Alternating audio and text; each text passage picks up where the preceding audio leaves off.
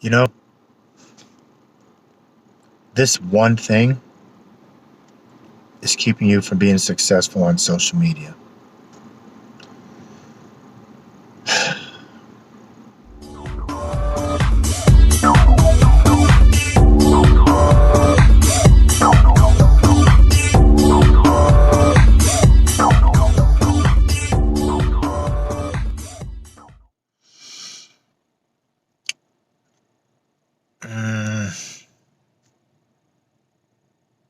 I'm really trying to find a nice way to say this.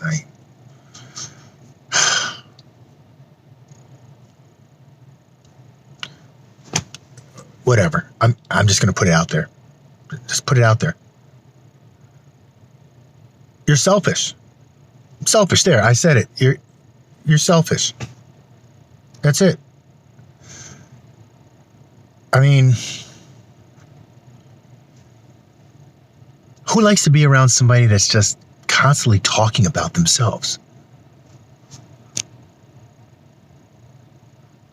Hopefully, we're hanging around people that add value to our lives, right? Value. And are maybe putting the interests of others ahead of themselves. I mean, we do business with those that we know, like, and trust. We hang around with those that we know, like, and trust. So why aren't you doing that on social media? I mean, it is supposed to be social, right? It's social. I don't get it. So what prompted me to talk about this?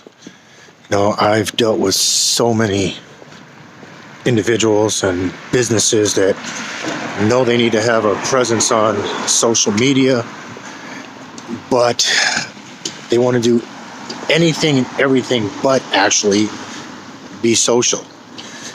It's branding, it's image, and I understand that. It's very important, okay, to be consistent. But what good is all of that if you can't connect?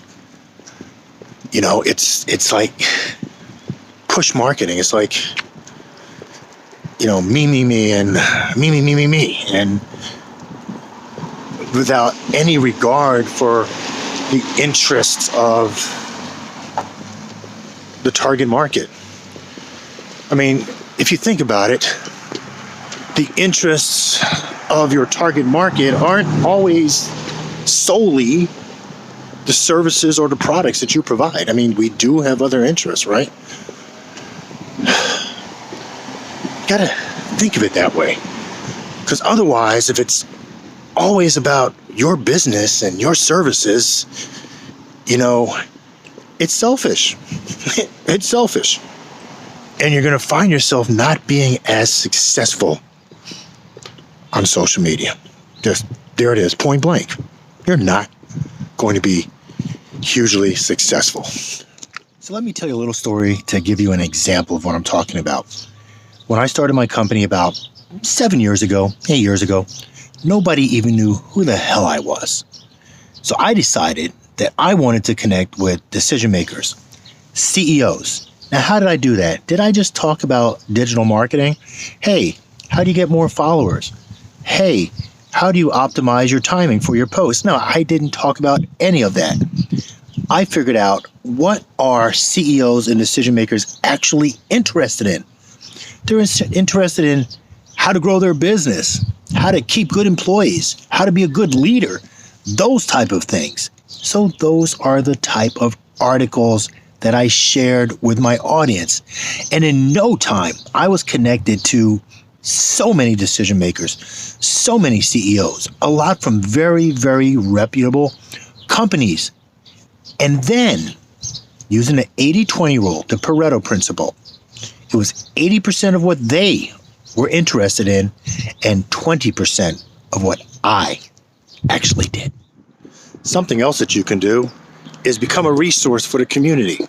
Meaning, connect with those other businesses that might be good strategic partners, or ones that actually might have a larger follower base than you. Why is this good for you? It's good because I am sure that there's somebody in their follower base that might actually need your services or might know someone that needs your services. And then people will look at you as being, a resource, somebody that's willing to collaborate and cross-promote. That is a very effective strategy with social media. So there you go.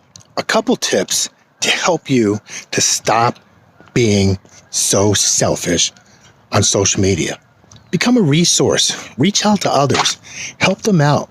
You'll be surprised how good it feels to give instead of always wanting to receive. I mean, you reap what you sow, right? Anyway, thanks a lot for listening. It was a pleasure sharing this with you. And here's to unselfishness.